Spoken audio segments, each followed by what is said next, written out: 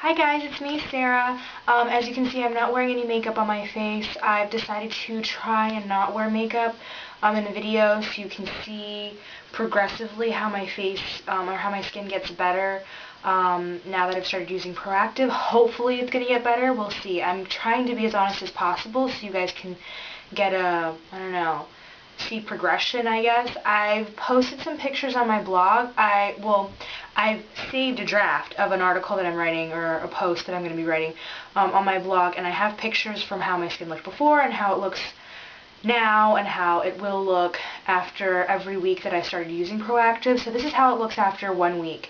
So it was pretty bad before. And yeah, so that's neither here nor there. I just wanted to explain the deal with not wearing makeup and all that.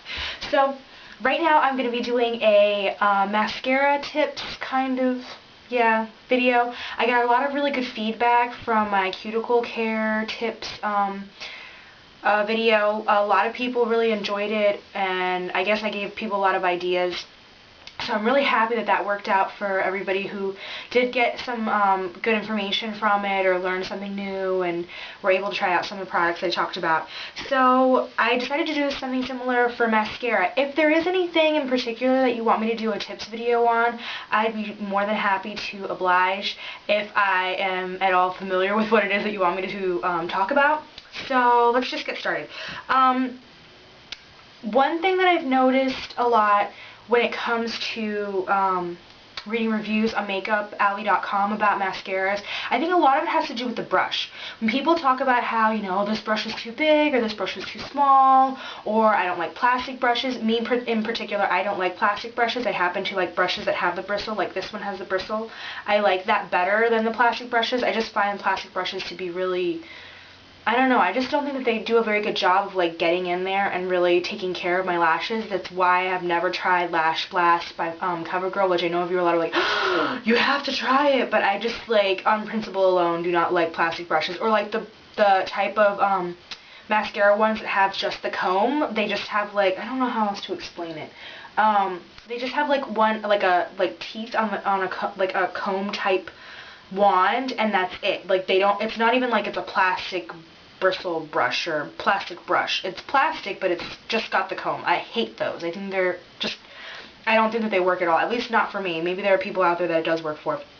But one thing that I've noticed is that, people tend to complain about brushes. So my big tip to all of you out there who like to try different mascaras but are like hesitant or trying to hold back from trying out different mascaras because of the wand is to save a wand that you do like. Now, not all wands, sorry, this is my favorite wand ever. This is from the Neutrogena Healthy Wear, I think, Healthy Lashes, whatever. I got that when it first came out years ago, and I loved it. But it's kind of expensive, so I haven't really bought it since. I should probably try it again and see if I still like it now. But I love this brush. It's huge. It's pretty big. I think it's pretty comparable to the, this is what, Grow Luscious by Fabulash by Revlon. It's pretty comparable. If you can see, yeah, about the same size, kind of. I think maybe the Grow Luscious is a little bit bigger. But I love this brush. I like that it's big. I like that-ness to it, I guess. But there are a lot of people out there who don't like big brushes. If you have a brush that you absolutely love, or you find a wand that you absolutely love, keep it. Don't, when you're done with the tube and you want to try a new mascara or whatever, just keep the wand. You just wash it and you can use it. And like I said, not all wands are universal, so they're not going to be able to always fit a tube. Like maybe the tube is too short for the wand. So what you can do is take out this, like say I was going to use this on the, the Colossal Volume Express by Maybelline. You take this out and you go ahead and just use this and put it on, and that's it. And then, you put this back in so it has a top to it. So you're saving your mascara and you're saving your favorite wand. I know that sounds like a lot of work, but there are lots of people out there who are really picky. And if you are really particular about your lashes and you like them to look a certain way and you like using a certain brush or you're used to using a certain brush, then by all means I think you should go ahead and do it. There are a lot of people out there who have a hard time using mascara or are afraid that they're going to poke out their eyeball.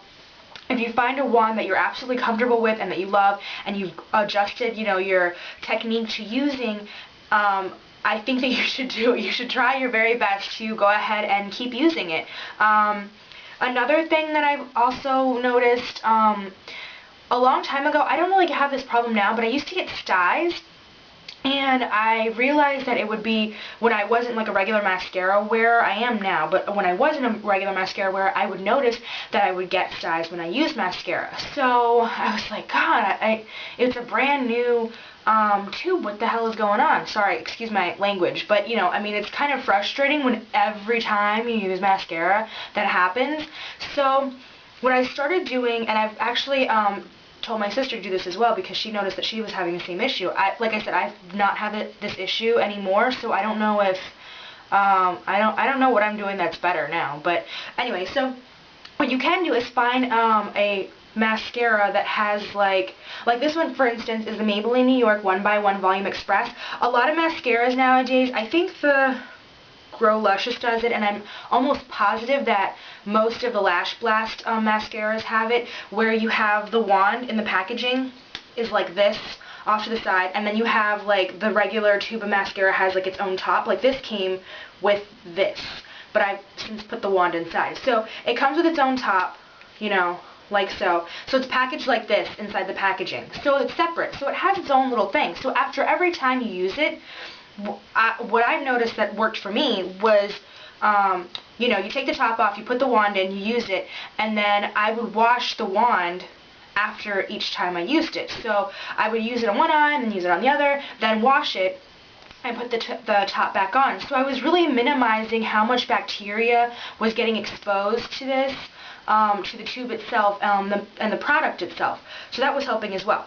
So, like I said, I don't know. I mean, those are pretty much the only tips I have right now for mascara, but those are some really big tips that really helped me out, and I learned them kind of, not want to say the hard way, but, you know, I learned them through trial and error. And, you know, when I tell people some of my tips, and I tell them, oh, you know, why don't you just wash the wand every time you use it, and just put the cap back on, they're like, that thought had never occurred to me. So I decided, well, why not just talk about it with you guys, because I don't know if, like, maybe to you guys it's like, duh, Sarah, I already knew that. I could have done that myself. But I'm hoping there are a couple of you out there who maybe needed some help, or, you know, needed some tips or whatever. Anyhow, so like I said, when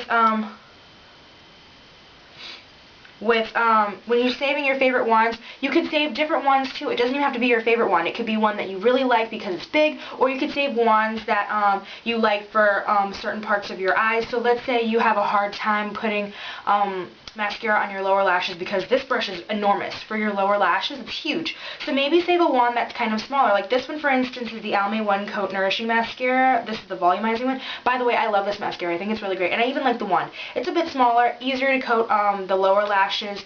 Another good wand that's really easy to use to coat the lower lashes is the Maybelline Original, what's it called? I don't know. It's the regular pink tube that has the green top.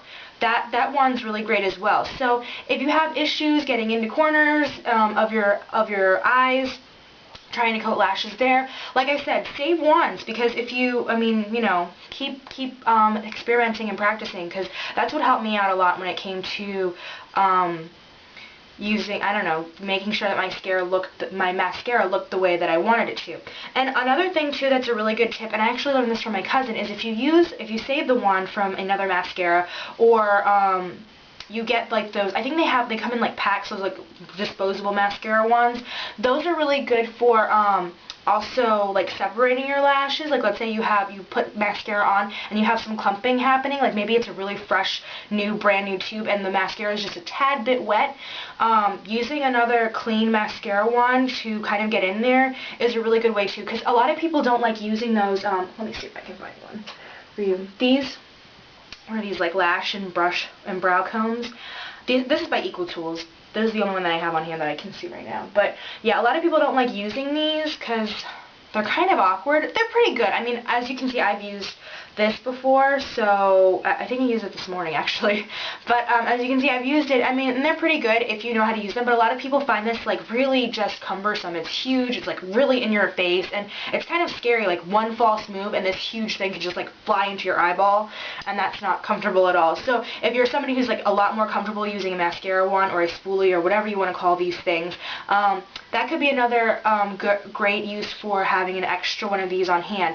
Now, the thing that I don't like about the, disposable mascara ones, those are really great, I think, if you're doing makeup for, like, say, like a wedding party or something, and a lot of people are using the same tube. That way you're not getting any contamination or anything, or cross-contamination, and you're keeping things really sanitary. I think they're great for that. However, on an everyday basis, when you could get like a free mascara one from a mascara that you already own, like, it doesn't really make sense to me to buy a whole thing of mascara ones. If you disagree, please post why below. So maybe you'll give me ideas that I hadn't ever thought of before. I hope this helped. I know this is really short, and I know some of the tips are like really like kind of commonsensical, but to me, it's just, I don't know, like, I love giving people tips and ideas, and I'm hoping that this helps some of you out, if you even needed help at all. But like I said, if you have any requests for tip videos, I would love to do some more. Yeah, I was really excited to do that Cuticle Care video, and like I said, a lot of people really gave me some very, very positive feedback about it, and I don't know, I'm just like really happy that I did a video that like really helped people. So I'm hoping this will be another one of those. I'm not going to say that it's going to be like a series or anything like that, but in the very least, I'm hoping that I can maybe come up with some other things for you guys. So I hope this helped. I know I've said that a lot, but I really, really do, because I love helping people. And anyhow, so I'll see you guys later. Oh, by the way, sorry. Wow. If you like this video, please thumbs up. If you like my videos or you'd like to see more, please subscribe. And if you have any questions, comments, or concerns, please feel free to post them down below in the comment section. I will be sure to get back to you as soon as possible. And I hope you guys have a good one. Bye.